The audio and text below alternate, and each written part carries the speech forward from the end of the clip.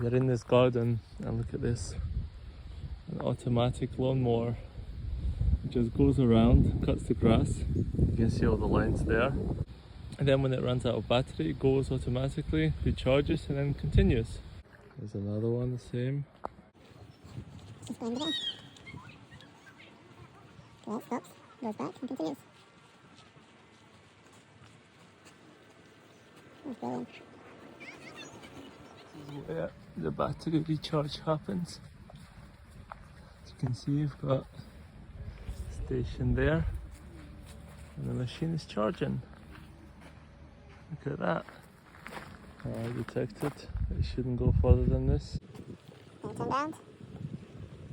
See, the cable for charging is very small, so must not need that much power. But this is the one to use.